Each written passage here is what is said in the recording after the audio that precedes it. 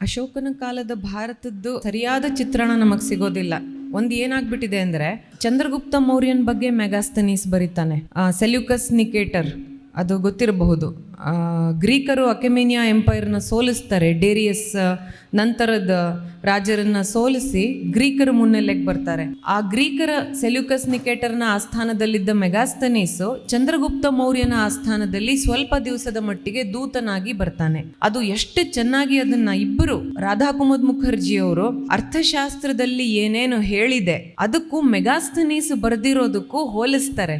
ಮೆಗಾಸ್ತನೀಸ್ ಏನು ಬರೀತಾನೆ, ಅಕ್ಷರಶಃ ಅದನ್ನ ಚಂದ್ರಗುಪ್ತ ಮೌರ್ಯ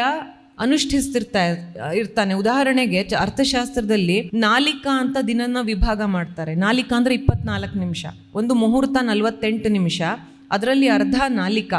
ದಿನದ ಹಗಲನ್ನ ಎಷ್ಟು ನಾಲಿಕೆಗಳು, ರಾತ್ರಿಯನ್ನ ಎಷ್ಟು ನಾಲಿಕೆಗಳಾಗಿ ವಿಭಜಿಸ್ಕೋಬೇಕು, ರಾಜ ಯಾವ್ಯಾವ ಹೊತ್ನಲ್ಲಿ ಏನೇನ್ ಮಾಡ್ಬೇಕು ಅನ್ನೋದು ಅರ್ಥಶಾಸ್ತ್ರದಲ್ಲಿ ಇದೆ. ಮೆಗಾಸ್ತನೀಸ್ ಬರೆದಿರೋ ಟಿಪ್ಪಣಿ ಚಂದ್ರಗುಪ್ತ ಮೌರ್ಯಂಗ್ ಬಿಡುವೇ ಇಲ್ಲ. ಕೇಶ ಇದನ್ನ ಸರಿ ಮಾಡಿಸ್ಕೊಳ್ತಾ ಇರುವಾಗ್ಲೂ ಅಹವಾಲ್ ಕೇಳ್ತಾ ಇರ್ತಾನೆ, ಜನ ಬರ್ತಾ ಇರ್ತಾರೆ. ಪಾಪ ಹಗಲಲ್ಲಿ ನಿದ್ರಿಸಿದ ಉದಾಹರಣೆನೇ ಇಲ್ಲ ಅಂತ ಬರೀತಾನೆ.